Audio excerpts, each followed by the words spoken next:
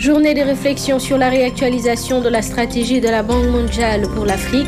Les acteurs consultés ont fait des propositions qui se résument à la lutte contre la corruption et le renforcement des ressources humaines. Bonsoir à toutes et à tous et bienvenue. Journée de consultation sur la réactualisation de la stratégie de la Banque mondiale pour l'Afrique. C'était ce jeudi. Au cours des discussions, la lutte contre la corruption et le renforcement des ressources humaines ont été les mots-clés. C'est un reportage de Albert Yarabouban. Le continent africain subit particulièrement la crise économique.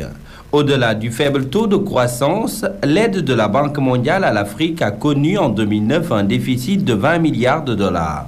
Aujourd'hui, l'institution cherche à réactualiser sa stratégie dans le continent. Ainsi, différents acteurs sont appelés à donner leur point de vue sur l'action de la Banque mondiale. Moi, j'ai proposé que le nouveau modèle que la Banque devra soutenir au niveau de l'Afrique se fonde, sur de nouvelles solidarités régionales, plus fortes et plus dynamiques, et puis réorienter l'État-nation tel qu'il existe aujourd'hui dans le cadre de l'investissement social. Nous devons nous attacher à développer une capacité de réflexion autonome. Nous devons nous-mêmes savoir ce que nous voulons, ce qui facilitera la tâche aux partenaires dans leur mission d'accompagnement. Quand on m'aura répondu à ma question, que la banque consacre une infime partie de ses investissements à l'Afrique. C'est pour vous dire que le destin de l'Afrique repose entre les mains des Africains eux-mêmes.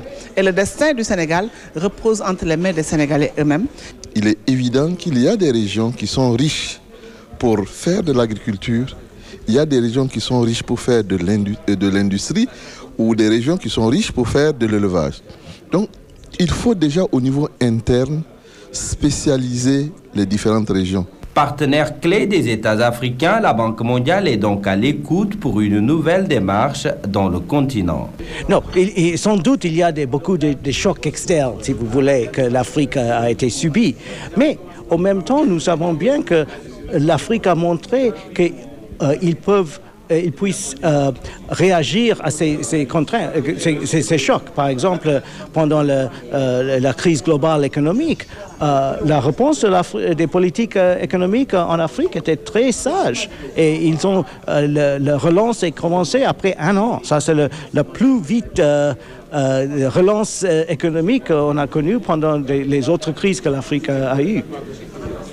Grâce à une vidéoconférence, différents États ont pu critiquer les différents programmes et faire des propositions à la Banque. Parmi ces propositions, il a beaucoup été question de la lutte contre la corruption, le renforcement des ressources humaines et la sécurité alimentaire. La Banque mondiale va utiliser celle-ci pour élaborer une nouvelle stratégie qui rendrait plus efficace l'aide au développement.